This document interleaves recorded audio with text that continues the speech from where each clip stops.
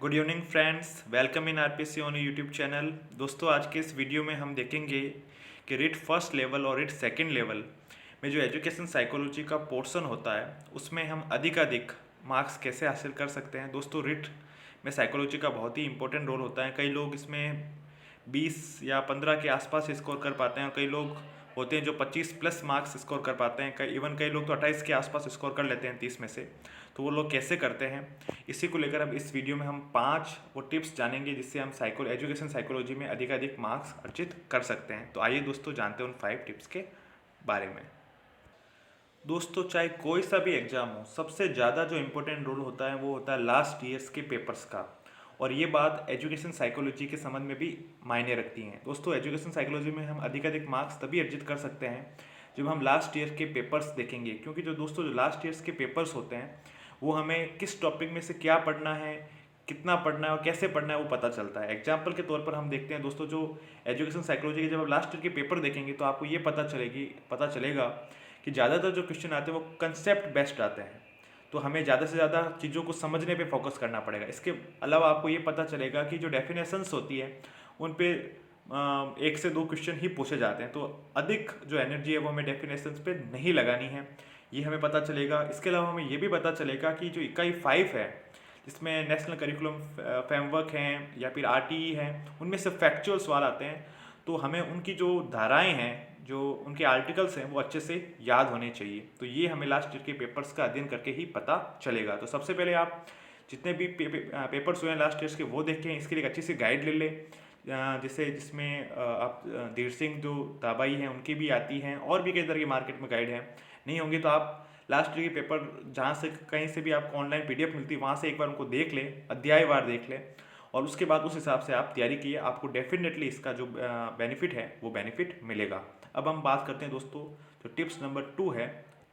Second tips जो दोस्तों मायने रखता है कि हमें डेफिनेशन तो याद करनी ही है, लेकिन हमें केवल जो बड़े मनोवैज्ञानिक है, साइकोलॉजिस्ट हैं, उनकी ही परिभाषाएं याद करनी है। इसके अलावा जो परिभाषाएं याद करनी है उन परिभाषाओं को यथासंभव हमें ट्रिक से याद करना है। एक एग्जाम्पल के तौर पर आपको समझाना चाहूँगा। जो गेट्स महोदय हैं उनकी एक अधिगम को लेकर एक डेफिनेशन है कि जो आप कह सकते हैं, अधिगम जो व्यवहार में अनुभव से जो परिवर्तन होते हैं उनको अधिगम कहा जाता है। यानी कि अधिगम वो होते हैं जो व्यवहार में अनुभव से जो परिवर्तन होते हैं उनको अधिगम कहा जाता है। तो दोस्तों, जो ये डेफिनेशन है उनको हम ऐसे याद कर सकते हैं कि व्यवहार में जो परिवर्तन अनुभव से गेट होते हैं, गेट इंग्लिश का गेट है, GET, गेट जो होते हैं, उसको हम कह सकते हैं कि वो अधिगम है। तो गेट मतलब गेट करके मैंने गेट से जोड़ दिया। तो ऐसे जोड़ के अपने अपने हिसाब से आप अलग अलग ट्रिक बना सकते हैं। उससे आप परिभाषा याद करेंगे तो परिभाषा आपको लॉन्ग टाइम के लिए याद हो जाएगी। तो ये चीज़ हम कर सकते हैं सेकंड टिप्स के लिए। थर्ड टिप्स की बात करें दोस्तों, तो हमें जो थ्योरीज हैं, जो सिद्धांत हैं साइकोलॉजी के, उनको हमें समझने पे फोकस करना पड़ेगा। मैं फिर से कह रहा हूँ, सवाल जो आते हैं वो कंसेप्ट बेस्ड आते हैं। तो समझने पे अगर फोकस करेंगे तो जैसे कि कई जो पावलोव का सिद्धांत है, शास्त्रीय अनुबंधन का सिद्धांत है, ये जो सिद्धांत है उनमें से कंसेप्ट बेस्ड क्वेश्चन पूछे जाते हैं। तो वो हम तभी अधिगम पे कंसेप्ट बेस्ड क्वेश्चन आते हैं तो हम तभी कर पाएंगे जब हमने चीज़ों को अच्छे से समझा होगा। तो समझने पे फोकस बहुत ज़्यादा जरूरी है। इसके अलावा दोस्तों, समझने के बाद हमें क्या करना पड़ेगा कि अधिक से अधिक जो MCQs है, प्रैक्टिस क्वेश्चंस हैं, उनको सॉल्व करना पड़ेगा। तभी तो हमें पता चलेगा कि हम कितने पानी में हैं और हमने कंसेप्ट को कितने अच्छे से समझा है। तो ये चीज़ें भी हमें करनी होगी।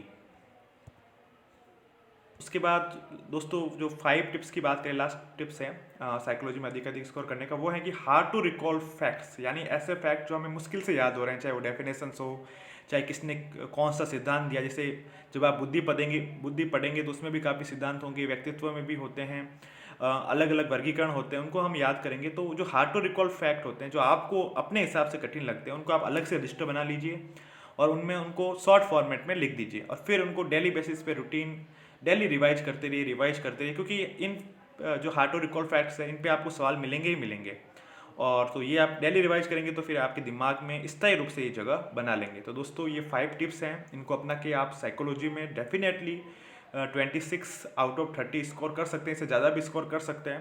तो होपफुली आपको ये वीडियो अच्छा लगा होगा और आपके लिए उपयोगी भी सिद्ध होगा। धन्यवाद।